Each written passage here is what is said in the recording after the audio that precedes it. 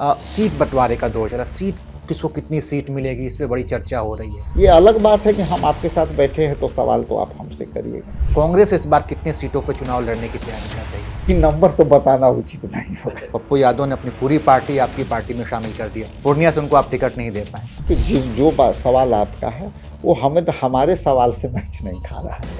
इस बार क्या है? इस बार भी किसी के दबाव में है या फिर एकदम फ्रंट फुट पे हैं आप? देखिए, ये मीडिया का डिस्कशन का विषय नहीं। हम लोग लोकतांत्रिक तरीका से अपने फैसले लेते हैं। ये दलों का मिलन है या दिलों का भी मिलन है? हमेशा इन सवालों के उलझन में जो है आप लोग डालते हैं। यही मैं जानना, क्या तेजस्वी का नाम स्वीकार नहीं करने के पीछे इससे यही लिंक वजह है क्या? आप इससे लिंक नहीं कर सकते। जनता इस बात को समझती है या फिर वाकई में हालात थोड़े से चुनौतीपूर्ण तो हो गए हैं? देश चाहे जितना भी कह ले तो मैं अपने पिता के छवि के तौर पे देखता हूँ, वो है माथी पर, इसलिए कि कई चीज मेरे पिता जैसे उनको मिलते हैं कि जब बैठेंगे तो एक बार जब उनके गाड़ी में बैठिएगा तो पीछे मुड़ के देखेंगे कौन बैठा, कहाँ बैठा।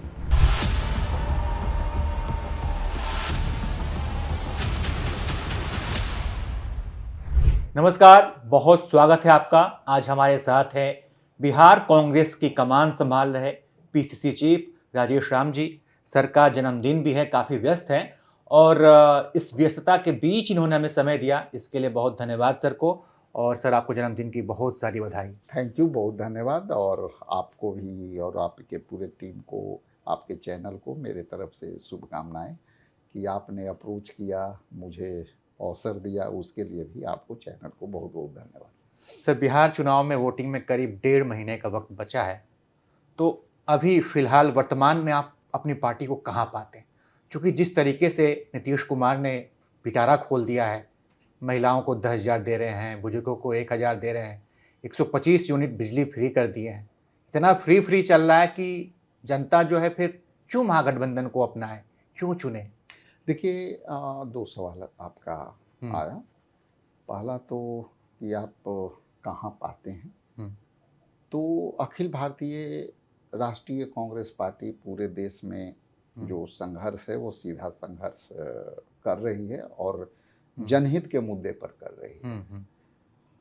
और जब जनहित के मुद्दे जब सरकार छोड़ दे, जो सरकार अपने किए गए वादों को भूल जाए, जो सरकार एक सर्विस प्रोवाइडर के तरह काम करने का जो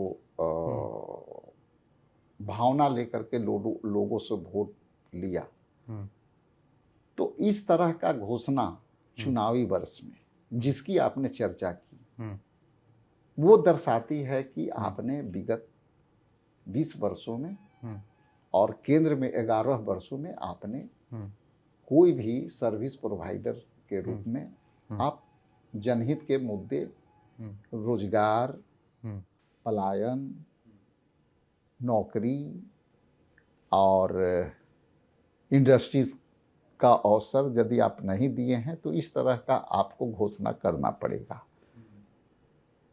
मैं ये नहीं कहूँगा कि घोषणा गलत है या सही है, लेकिन आखिर इस तरह का घोषणा का जो सरकार सत्ता में 20 साल रही है, वो सरकार के लिए इस तरह का स्कीम लाना चुनावी वर्ष में 2 महीने पहले, तो आप 20 वर्ष क्यों नहीं किए?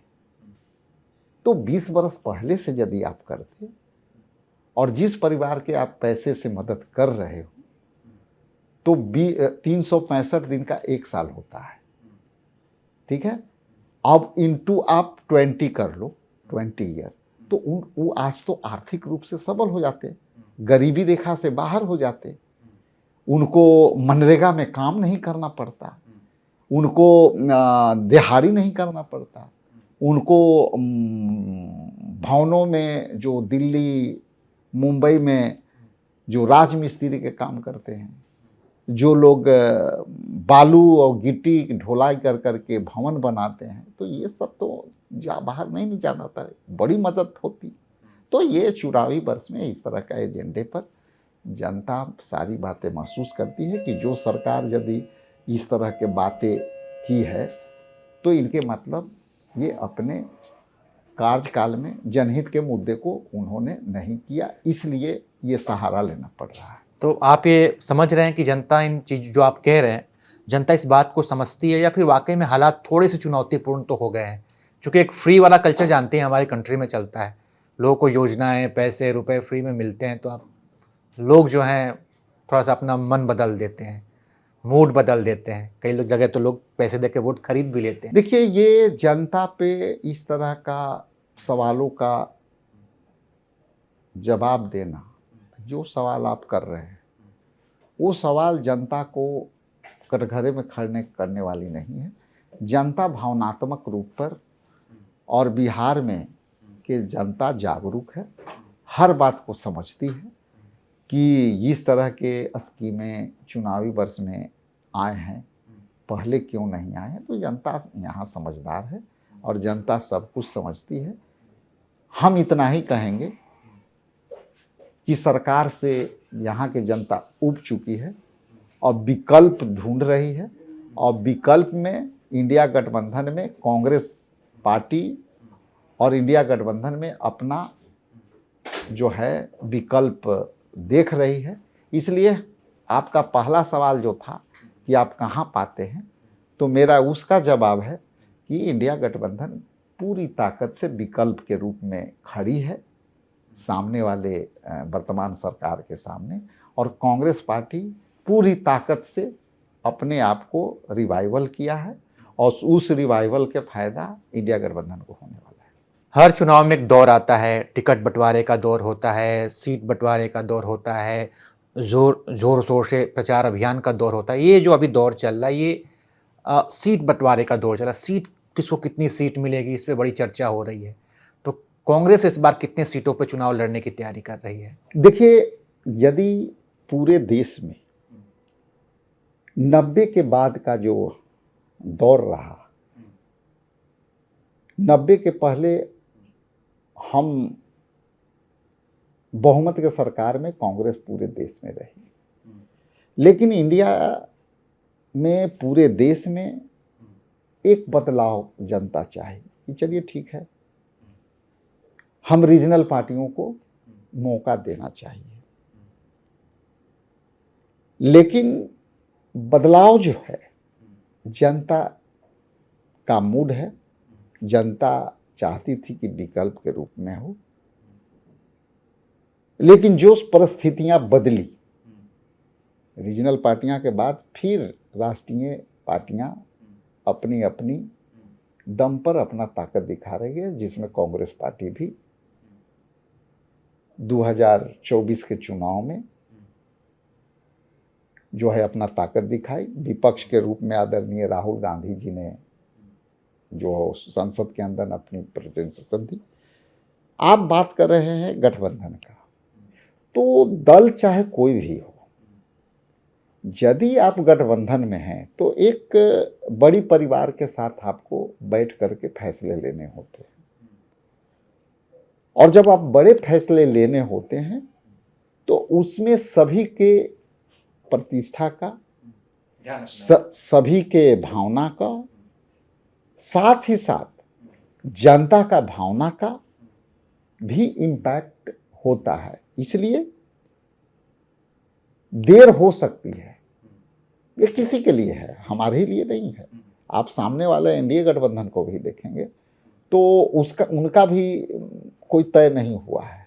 ये अलग बात है कि हम आपके साथ बैठे हैं तो सवाल तो आप हमसे करिएगा, लेकिन इतना जरूर कहूँगा कि हम लोग हर एक मुद्दे पर, उसमें सीट शेयरिंग प्रथम प्राथमिकता है, और ये जरूर है कि जब हम 10 के साथ फैसले लेते हैं तो एक बड़ी चुनौती रहती है, सबके रिश्ते को देखना, सबको सम्मान को देखना। लेकिन अकेले यदि हम आप हैं और अकेले फैसला लेना है तो केवल अपना पार्टी स्तर पर आंतरिक लोकतंत्र के तहत आप डिसीजन लेते हैं। देर होना कोई असंतोष नहीं है। देर से लिए गए फैसले अच्छे होते हैं, फूल प्रूफ होते हैं। इसलिए देर से हम लोग चिंतित नहीं हैं। हम लोग चिंतित इस बात से है कि हम सीट शेयरिंग सभी दलों को साथ लेकर के सम्मानजनक सीटों पर जैसे अपनी समझौता करें। पिछली बार 70 सीटों पे आप चुनाव लड़े थे, इस बार कितने सीटों पे लड़ने की तैयारी है? देखिए, सीट का फैसला हमारे केंद्रीय नेतृत्व और संख्या पर लेते हैं, हम लोगों को गाइडेंस होता है। लेकिन हमने क्या कहा कि यदि हम पूरे गठबंधन के साथ बैठते हैं तो हर मुद्दे पर हम बात करते हैं और एक कंक्रीट रिजल्ट आने वाला समय में आपको सामने दिखेगा। नंबर, कोई भी व्यक्ति आज के ये नहीं कह सकता है कि नंबर का लड़ाई है। हमारे गठबंधन में नंबर की लड़ाई नहीं है। हमारे गठबंधन में है कि यहाँ पे जो लॉ एंड ऑर्डर का है, गुंडा राज है, जिस तरह से ब्यूरोक्रेसी में जो है भ्रष्टाचार की लड़ाई जो है बढ़ी है, जिस तरह से अभी जमीन सर्वे में मैं देख रहा हूँ कि जिनकी जमीन सर्वे में सारे डॉक्यूमेंट जमा किए, उसके पहले उनके पास जो कागज थे एकदम सब तरह से कंप्लीट थे, उन्होंने एक सर्वे में अपना बातें अंकित करने के सरकार का निर्देशन पर किया। आज उनकी ही कागज बिगड़ चुकी है। जो कागज सही थे वही कागज बिगड़ गई है। किसी का जमाबंदी गायब, किसी का रकबा गायब, किसी का जो है, आप बिहार के हैं, आप पता करिएगा, 90% लोग कहेंगे कि हमारा तो इस बार गड़बड़ हो गया। किसी के थाना नंबर गड़बड़ हो गया, किसी के खाता खेसरा गड़बड़ हो गया, किसी के 0 डिसमिल दिख रहा है, कोई के तहस नहस कर दिया। और ये इसलिए किया गया है कि इसमें बड़े पैमाने पर भ्रष्टाचार होगा और शुरू भी हो गई है। आप चले जाइए ग्राउंड जीरो पर, हम 2-4 नाम दे देंगे। परिमार्जन में आप खुद पत्रकार बन के नहीं जाइए और जाइए कि सुधार करना है, अभी सुधार का तिथि तय है। आप थक के छोड़ के भाग आइएगा। हर टेबल पर आपको भ्रष्टाचारी लोग बैठे मिलेंगे। तो आखिर ये सरकार को कंट्रोल कौन कर रहा है? तो इसलिए जनता उब चुकी है, जनता थक चुकी है, जनता विकल्प ढूंढ रही है और विकल्प के रूप में कांग्रेस पार्टी और इंडिया गठबंधन के तमाम लोग हम लोग खड़े हैं। लेकिन आपके पास प्रदेश कांग्रेस की कमान है, मन में आपने आंकड़ा सेट कर लिया होगा कि भाई इस बार हमको कितनी सीटों पे चुनाव लड़ना है। सीट भी आपने लगभग आपने निर्धारित कर लिया होगा और जब बैठकें होती होंगी आप कागज लेकर पहुंच जाते होंगे, तो आप जानते हैं कि आपको कितनी सीट चाहिए, तो आप कितने की डिमांड कर रहे हैं?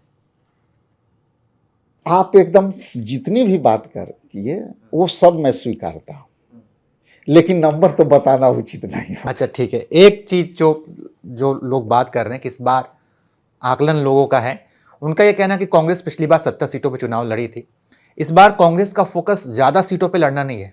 भले ही हम 55 पे लड़े, 50 पे लड़े, लेकिन 50 में से 45 जीते। अब ये आपका क्या सूत्र है वो तो नहीं है, लेकिन हम जब बैठते हैं तो इस तरह के मुद्दे पर तो हम लोग बात नहीं करते।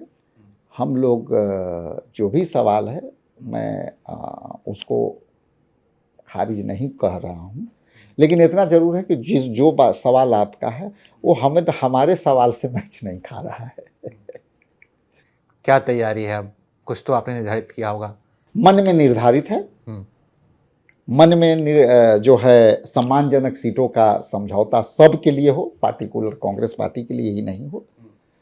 लेकिन सबको ये भी समझना होगा कि सीट के चुनौतियों के पीछे हम लोग को सम्मानजनक तरीका से आगे बढ़ना है और हम लोग बढ़ चुके हैं। आने वाला समय में कोई भी व्यक्ति वाली पार्टी इसको रिस्पेक्ट करेगा, वो आपको दिखाई देगा। कांग्रेस इस बार क्या एकदम फ्रंट फुट पे खेल रही है? क्योंकि पिछले कुछ समय में हमने देखा कि कांग्रेस के अंदर किसे कौन सी सीट दी जाए, किसे टिकट दिया जाए, ये तय भी आरजेडी की दफ्तर से होता था, लालू यादव तय करते थे।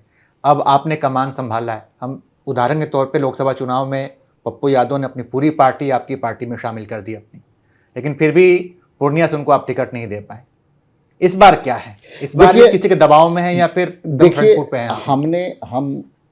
हमारे परिवार 1962 से कांग्रेस में। मेरे पिता श्री दिलकेश्वर राम जी पूर्व मंत्री, 4 टर्म एमएलए मिनिस्टर्स रहे। हम लोग दूसरे पीढ़ी के हैं, 2 बार एमएलए रहे। हम जानते हैं कि हमारी पार्टी को, अब हमारी पार्टी को किस लेवल, हम जमीन पर काम करते हैं। और ये बात सच है कि कुछ ही काम अभी हम कर पाए। हमारी अवधि मात्र 6 महीना से भी कम का है और हम पूरे ताकत से पार्टी को खड़ा करने में लगे हुए हैं। और ये भी बात सही है कि हमारा फैसला हमारा होगा, कांग्रेस का फैसला कांग्रेस का होगा, हमारा फैसला जो है हमारे हाई कमान लेगा, उनके फैसले को निर्देशन पर होगा। लेकिन ये बात सच है और स्पष्ट है कि मैं कांग्रेस पार्टी में, कांग्रेस पार्टी के सभी सम्मानित लीडर का ही अपना फैसला होगा। हम दूसरे के फैसले को अपने ऊपर थोपने नहीं देंगे। ये अलग बात है कि ये मीडिया में इस तरह की बातें चलती है, लेकिन ये चीज़ मैं नहीं जानता हूँ। उस समय के, अभी के समय में सब भी कांग्रेसी लोग रहे हैं। सब समय पर अलग अलग वेरिएशन होता है उस समय के डिमांड के अनुसार। लेकिन इतना ज़रूर कह दूँ कि कांग्रेस के फैसला कांग्रेस का ही फैसला होगा। हम किसी के फैसले को कांग्रेस के ऊपर थोपने नहीं देंगे। पप्पू यादव अब पूर्णतः कांग्रेसी हो गए हैं या फिर अभी भी आपके कार्यकर्ताओं के मन में थोड़ी सी खटास है? नहीं, देखिए, पप्पू यादव जी कांग्रेस पार्टी को ताकत देना चाहते हैं। अब ऐसे समझिए, यदि इस कमरे में हम 4 आदमी बैठे हैं और चारों चाहते हैं कि कांग्रेस पार्टी मजबूत हो, और 5वां व्यक्ति आकर के भी, 4था व्यक्ति भी आकर के कहता है कि नहीं, हम भी कांग्रेस पार्टी को ताकत देना चाहते हैं, हम भले ही हमें कुछ दो या ना दो, तो ऐसे व्यक्ति के लिए आप क्या दरवाजा बंद कर देंगे या दरवाजा बंद हो जानी चाहिए? हम यदि राजनीतिक पार्टी हैं तो मेरा कोई मदद करना चाहता है तो इसमें कोई बिखराव की बात नहीं है, कोई आपत्ति की बात नहीं है, मदद लेना चाहिए।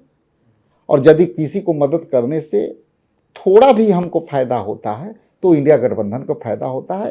अकेले कांग्रेस के फायदे की बात नहीं है। यदि हम आपके समूह के साथ हैं तो हम मजबूत, मतलब आप मजबूत। मदद सिर्फ लेना चाहते हैं या फिर उनको अपनाना भी चाहते हैं? कुछ अंतर महसूस हो रहा है। पिछली बार हमने देखा कि कई बार उन्हें रथ पे जगह नहीं मिली, कई बार मंच से नीचे बैठे बेचारे बैठे रहे। आप तो देखिए, लोग पूछने लगे कि भाई ये कांग्रेस पार्टी में गए, पूर्णिया से भी टिकट नहीं मिल पाया, तो लोग कांग्रेस में इन्होंने भाई अपनी पूरी पार्टी दे दी, लेकिन कांग्रेस अभी उनको अपना नहीं पा रही है। देखिए, कांग्रेस पार्टी में तरह तरह का है। जिस व्यक्ति का आप नाम ले रहे हैं वो बिल्कुल लेमैन आदमी है। वो कहीं बैठ सकते हैं, कहीं उठ सकते हैं, उनमें जरा सा भी है। भीड़ में जिस रथ की बात कर रहे हैं उसमें 1.5 मिनट हम भी नहीं चढ़ सके थे, तो एकरा मतलब थोड़े है कि हमारा अपमान हो गया, ठीक है। और भीड़ में किसी कारण से हम यदि वहां तक नहीं पहुंच पाए तो ये अलग है। लेकिन जो व्यक्ति के चर्चा कर रहे हैं कि उनको मौका ना मिला, उन्होंने कभी विरोध में बोला कि मुझे चढ़े नहीं दिया गया? कभी वो इस बात का चर्चा उन्होंने मीडिया में की कि मुझे अवसर नहीं मिला गया, हटा दिया गया, भगा दिया गया, गिरा दिया गया? ऐसा तो कभी आया? जब आपने पूर्णिया से उनको टिकट नहीं दिया था तब उनका मन दुखी तो था, और उनकी बातों से, उनके बॉडी लैंग्वेज से ये जाहिर हो रहा था कि वो थोड़े से उदास हैं। देखिए, ये पुरानी बात है। हमारे ऊपर कई बार कई तरह के दायित्व का निर्वहन करना पड़ता है। इसमें जरा सा भी कहीं भी हम लोग ये सब बातें नहीं सोचते। काम करने में जो है, लोगों को मदद करने में कहाँ किसी को है, हम लोग तो मदद करने वाले लोग हैं। लेकिन जिस डायरेक्शन के तरफ आप ले जा रहे हैं वो डायरेक्शन आपके लिए सवाल हो सकता है। लेकिन भारतीय राष्ट्रीय कांग्रेस पार्टी के लिए और बिहार प्रदेश कांग्रेस कमेटी के लिए कोई बड़ा सवाल नहीं था। आज हम लोग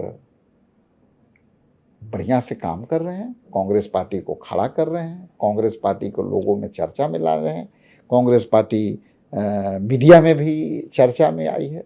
तो ये मेरे लिए सुखद और गौरव का विषय है। बिहार के जो युवा हैं, इस बार चुनाव में क्या युवाओं की कुछ भूमिका दिखेगी?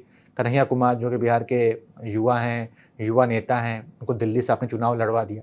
बिहार में मौका दीजिए, उम्मीद करते हैं कि आप नए पीसीसी चीफ बने तो देखिए, इस पर ध्यान देंगे आप। ये फैसला कन्हैया कुमार जी को लेना है, चूंकि विशुद्ध रूप से कन्हैया जी इस पर फैसला लेंगे। इस फैसले के लिए जो भी वो फैसला लेंगे, फैसला तो आपको लेना, कहना है, आदेश लेना है, कन्हैया जी आप जाइए यहाँ से चुनाव लड़िए बिहार में। देखिए, मैं वो तो सिर्फ मन बना सकते हैं, फैसला तो आप ही लेंगे ना। मैं तो चुनाव कुटुंबा से लड़ता हूँ, 2 बार लड़ा, मेरे पिता भी लड़े, तो मेरा मन है कि कुटुंबे लड़े, तो मैं पार्टी को बोलता हूँ कि भाई मैं कुटुंबे से ही लड़ूंगा या कुटुंबे से टिकट चाहूंगा। तो ये अपने ऊपर है, और हर परीक्षार्थी, चाहे वो साइंस का हो, आर्ट्स का हो, चाहे वो उम्मीदवार हो, वो अपना फैसला करता है कि हमको कौन सी सब्जेक्ट पर और कौन सी पद वाली हमको नौकरी लेना है, उस तो हस्बैंड का फैसला होता है। इसलिए उनकी फैसला है। कन्हैया कुमार जी अच्छे ओरिएटर हैं, पार्टी जो है उनको सम्मान दे रही है, पार्टी के लिए वो भी समय देते हैं, तो ये उनकी फैसला होगा। और जिस दिन हम लोग को बताएंगे कि हमारा फैसला ये है, हम लोग खड़े हैं। बक्सर में जब एक आपके राष्ट्रीय अध्यक्ष की सभा होती है तो कुर्सियां थोड़ी खाली रहती हैं, तो आपने कार्रवाई करके वहाँ के जिलाध्यक्ष को हटाया था। लोग सवाल पूछ रहे हैं कि भाई क्या इस बार जो है, जो वहाँ के विधायक जी हैं, मुन्ना तिवारी, विश्वनाथ राम, क्या इनके ऊपर भी कुछ गाज गिर सकती है? आशंकाओं का दौर चल रहा है। देखिए, ये मीडिया का डिस्कशन का विषय नहीं है। हम आंतरिक भारतीय राष्ट्रीय कांग्रेस पार्टी में आंतरिक लोकतंत्र का मामला है। हम लोग लोकतांत्रिक तरीका से अपने फैसले लेते हैं।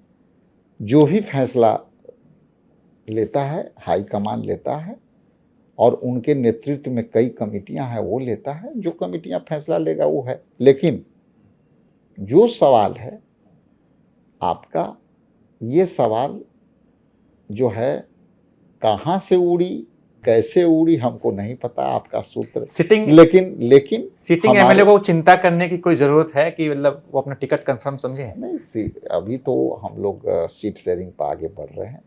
सीट शेयरिंग में सिटिंग एमएलए भी शामिल रहते हैं कि भाई उनका भी क्या है। इस विषय पर जब सीट शेयरिंग पूरी हो जाएगी तो सारे फैसले आपको दिखने लगेंगे। आपने कहा कि जनता एक विकल्प के तौर पर आपको देख रही है। एक और नया नेताजी आए हैं, नए नए नेताजी बने हैं, पहले कुछ और काम करते थे, अब राजनीति में उन्होंने कदम रखा है। अब वो कह रहे हैं कि मैं जो हूँ तीसरा विकल्प हूँ, जनता ने दोनों को देख लिया है, अब जनता मुझे देखेगी। प्रशांत किशोर की बात कर रहा हूँ मैं। आप उनको कहाँ पाते हैं बिहार की राजनीति में? किस तरीके से देखते हैं? उनकी बातें आप जब सुनते हैं तो आपको कैसा अनुभव देखिए, होता है? मैं इतना ही कहूँगा कि सभी राजनीतिक पार्टियां अपना अपना प्रयास करती है। मौका देना ना देना जनता देती है। मैं ये कैसे बता सकता हूं कि कौन कहां और किस लेवल पर है, ये जनता चुनाव में बता देगी। सामने जब आप किसी टीम से मैच खेलते हैं तो आकलन करते हैं ना कि उनके यहाँ कितने बॉलर हैं, कितने बैट्समैन हैं, कैसी टीम कितनी मजबूत है, कि कैसी कितनी कमज़ोर है। तो थोड़ा सा आकलन तो आप भी देखते होंगे, चूंकि आप राजनेता हैं और भी राजनेताओं को देखते होंगे। पीके को देखकर कैसा लगता है आपको? देखिए, पीके जी का आकलन पीके बता सकते हैं। वो अच्छे इलेक्शन मैनेजमेंट करता है, और मैं साधारण खर्च करता हूँ, तो वो उनसे पूछिएगा किस लेवल पर है, बाकी तो जनता फैसला करेगा। एक दौर था जब बिहार में कांग्रेस की सरकार थी, आपका ही दौर था उस समय। आपका ये जब ये दौर खत्म हुआ, उसको खत्म करने वाले लालू यादव ही थे, उसके बाद वो मुख्यमंत्री बनते हैं। अब आप लोग लालू यादव के साथ मिलकर, उनकी पार्टी के साथ मिलकर आप चुनाव लड़ रहे हैं। तो ये दलों का मिलन है या दिलों का भी मिलन है? देखिए, कोई भी फैसला, हम राजनीतिक पार्टी हैं, पहले भी मैंने कहा, हमारा फैसला कोई दूसरा नहीं लेता। चुनाव जिताने का और हराने का अधिकार केवल जनता को है और वोटर को है। यदि आज देश की जनता चाहती है कि कांग्रेस पार्टी विपक्ष में रहे देश में, तो मौका दिया विपक्ष में रखने का, और हम लोगों ने स्वागत किया। आज जनता ने आदरणीय राहुल गांधी जी के जो है ऐसे नेता को एलओपी बनाने का अवसर दिया, और जनता ने मैंडेट दिया कि राहुल गांधी जो हैं पूरे देश के लड़ाई एकमात्र बीजेपी के से लड़ सकते हैं।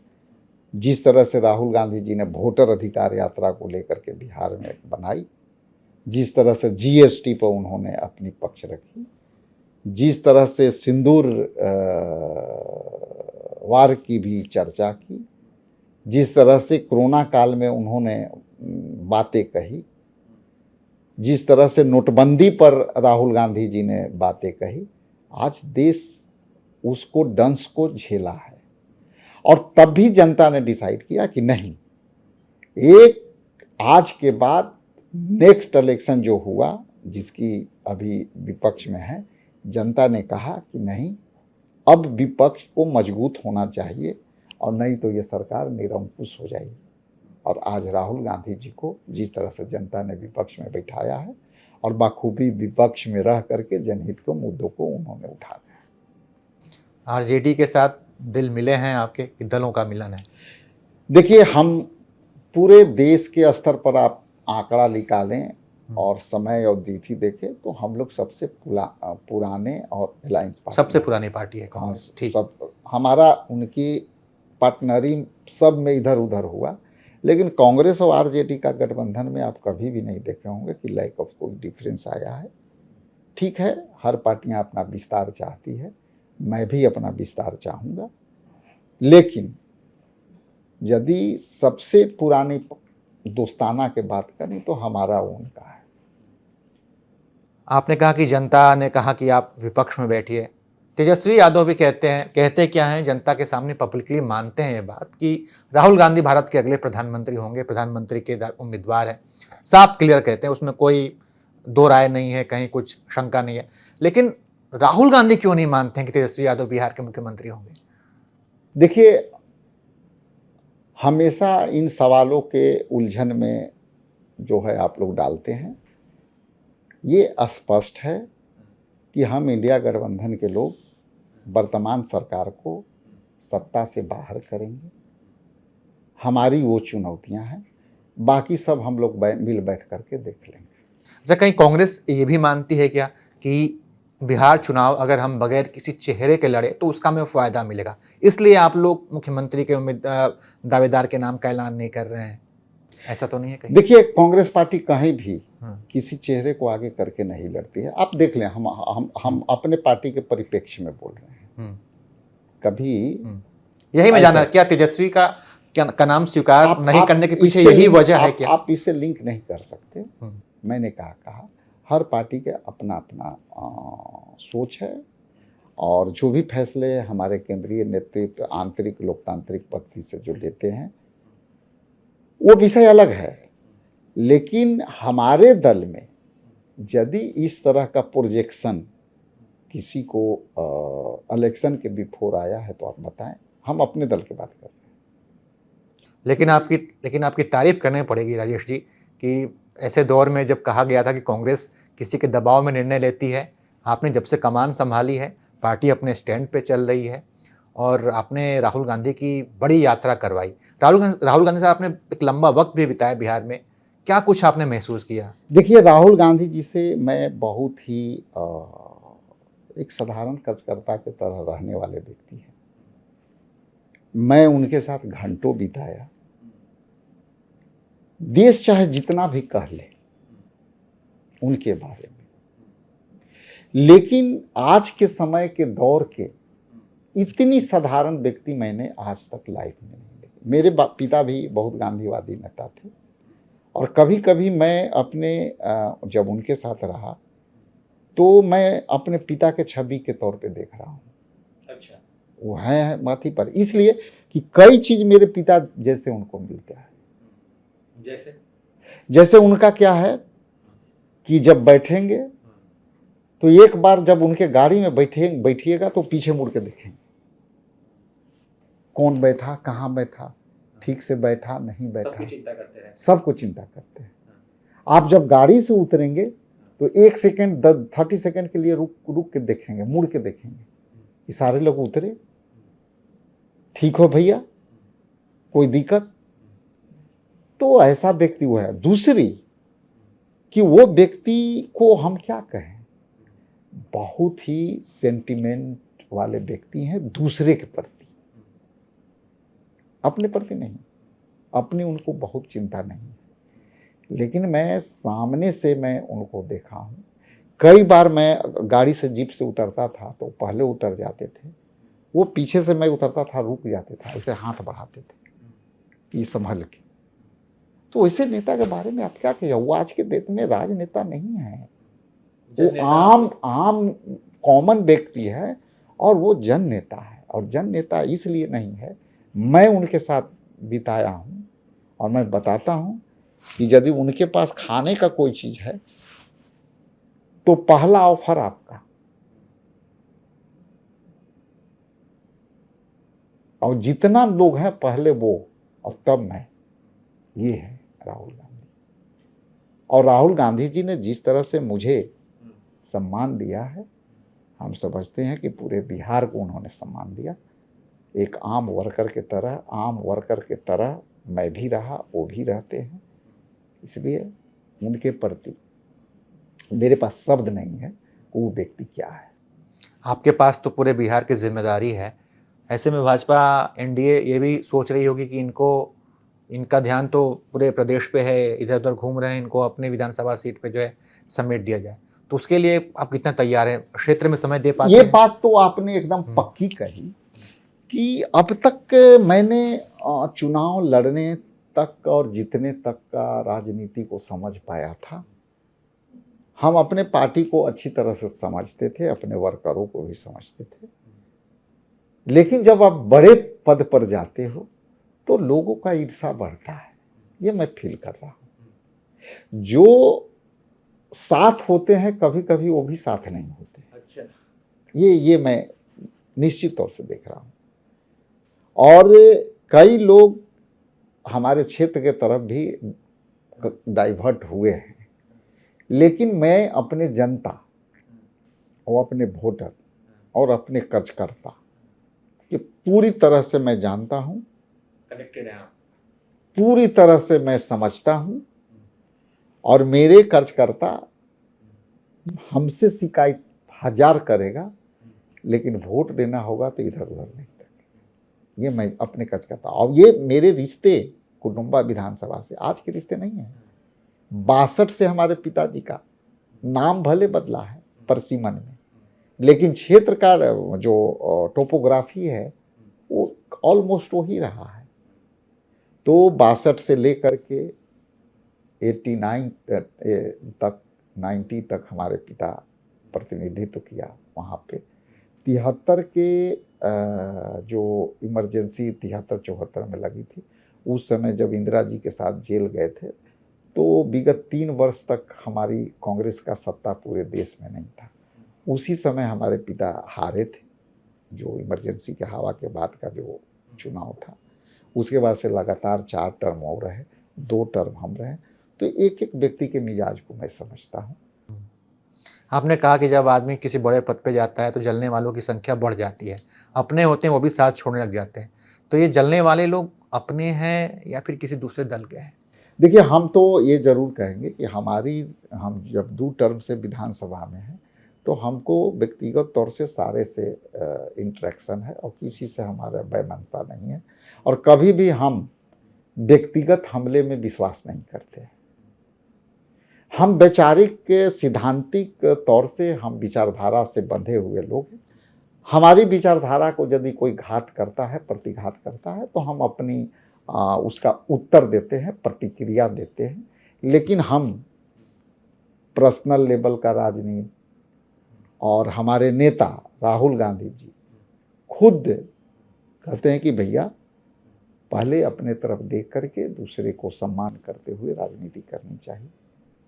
और लग्जरी लाइफ जीने वाले हमारे नेता नहीं हैं, सिंपल और सीधे साधे लोग हैं। तो हम लोग राजनीतिक मुद्दों पर आधारित प्रतिक्रिया पर प्रतिक्रिया देते हैं, लेकिन हम लोग व्यक्तिगत रूप से कहीं भी नहीं चाहते कि टकराव हो। चूँकि राजनीति में जब आप ऊंचाई पर जाते हैं तो दुश्मन भी उसी तरह के होते हैं। चाहे विपक्ष का एक अपना सोच होता है, शायद समय पर हम भी वही सोच सकते हैं। पार्टी में भी है? नहीं नहीं, हमारे पार्टी में तो देखिए है क्या, मेरे साथ एक बहुत बड़ा 2 प्लस पॉइंट है। पहला प्लस पॉइंट ये है कि जो बुजुर्ग हैं या तो मेरे चाचा के लेवल के हैं, चूंकि पिताजी के साथ काम किए हैं, कई ऐसे सीनियर हैं जो मेरे चाचा के समान है, मैं उनको चाचा बोलता हूँ, तो उनको भतीजा से कोई दुश्मनी नहीं। उससे नेक्स्ट जनरेशन में आएंगे तो वो भाई के समान है, तो वो लोग के साथ काम किया हूं तो सब मानता है कि अरे भाई मेरे हम लोग तो भाई जैसा है।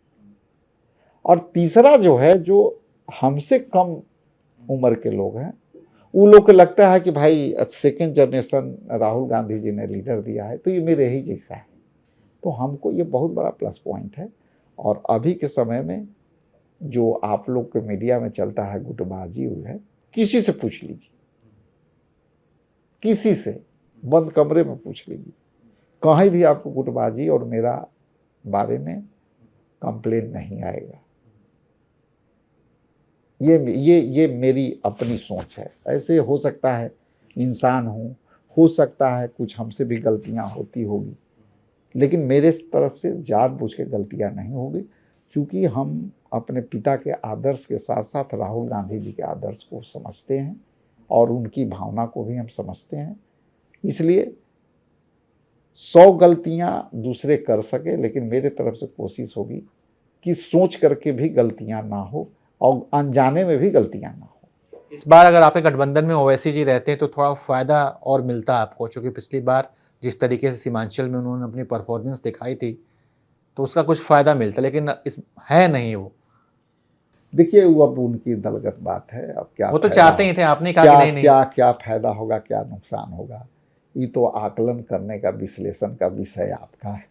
हम लोग राजनीतिक तौर से अपनी समीकरण को देख करके अपनी राजनीतिक लड़ाई लड़ते हैं। विपक्ष में बैठे लोग सत्ता के भूख में लड़ रहे हैं और हम जनता के वोटर के अधिकार के लिए लड़ रहे हैं, ये दोनों में अंतर है। कई बार क्या होता है कि पार्टी लोग, कोई दूसरी पार्टी कोई नेता होता है तो उसको देख के ऐसा लगता है यार ये आदमी बड़ा बढ़िया है, बड़ा अच्छा आदमी है, भले ही वो दूसरी पार्टी में है, ये आदमी बड़ा बढ़िया है, पार्टी इसने गलत चुन ली है। तो कभी किसी नेता को देख कर आपको ऐसा लगा दूसरी पार्टी में, विपक्ष में कोई ऐसा नेता जो आपको बहुत पसंद आता हो? हर व्यक्ति के अपना अपना हिसाब से अपनी क्षमता होती है और हर व्यक्ति किसी भी दल के विचारधारा से स्वयं व्यक्तिगत रूप से जोड़ता है, तो उनको हम डिफाइन कैसे कर सकते हैं? मतलब होता है ना कि राजेश राम जी जैसे आपको बीजेपी वाले भी कई पसंद करते होंगे, कहते हैं राजेश राम जी बड़ा अच्छे आदमी है, बहुत बढ़िया आदमी है, मिलते हैं तो बहुत अच्छे से बातचीत करते हैं, मेरा सारा काम करवा देते हैं, जनता से मिलते जुलते हैं, बस गलत पार्टी में चले गए। तो वैसे ऐसी वाली बात जो है किसी दूसरे दल के नेता को देख के आपको लगता है कि यार ये नेता बड़ा अच्छा है, बस पार्टी उसकी दूसरी है? हमने क्या कहा कि चॉइस उनकी है, तो उनकी गलत और सही के मैं कैसे कह सकता हूँ? आप किसको पसंद करते हैं, किसी दूसरी पार्टी किसी नेता को? कोई है जैसे कई लोग आपकी पार्टी, दूसरे दल में कोई ऐसा नेता नहीं है जो आपको अच्छा लगता हो, ठीक ठाक लगता हो? देखिए एक ज़माने में हम लोग बीजेपी में जो थे, वाजपेयी जी को हम लोग अच्छे मानते हैं और कांग्रेस पार्टी में भी हम लोग उनको सम्मान की दृष्टि से देखते हैं, चूँकि उनके अंदर एक विचारधारा थी। तो हम यदि व्यक्तिगत तौर से देखें तो वाजपेयी जी का एक अपना व्यक्तित्व था और वो व्यक्तित्व अपने जगह पर अच्छा था। बहुत बहुत धन्यवाद कि आपने हमें इतना समय दिया, हमने इतने सारे सवाल पूछे। अगर आप भी हमसे कुछ कहना चाहते हैं, जनता से कहना चाहते हैं तो सर स्वागत है। देखिए, मैं सबसे पहले तो आपके चैनल के माध्यम से जनता से यही अपील करना चाहता हूँ कि अपना वोट भावना से नहीं करें, अपनी वोट का उपयोग मुद्दों पर आधारित करें, चूंकि वही मुद्दा आपको लोकतंत्र में मजबूती देगा। इसलिए किसी भावनात्मक भावना में बढ़कर आप वोट ना करें, मुद्दों पर आधारित वोट करें, अपने क्षेत्रीय मुद्दों को पहचान करके वोट करें, बिहार के मुद्दों को भी पहचान कर वोट करें और देश के मुद्दों को भी पहचान करके वोट करना चाहिए। मैं सभी जनता से यही अपील करना चाहता हूँ। बहुत बहुत धन्यवाद बातचीत के लिए। तो ये थे हमारे साथ बिहार कांग्रेस के मुखिया राजेश राम जी, जिनसे तमाम मुद्दों पर हमने बातचीत की। हमने इनसे सीट शेयरिंग से लेकर मुख्यमंत्री पद के दावेदार उम्मीदवार पर भी चर्चा की गई। तमाम सवाल पूछे, इन्होंने भी बड़ी बेबाकी से जवाब दिया। आप इनके जवाब से कितना संतुष्ट हैं, हमारी ये बातचीत आपको कैसे लगी, इसके बारे में आप हमें ज़रूर अपना फीडबैक दीजिएगा। बाकी आप देखते रहिए एबीपी लाइव।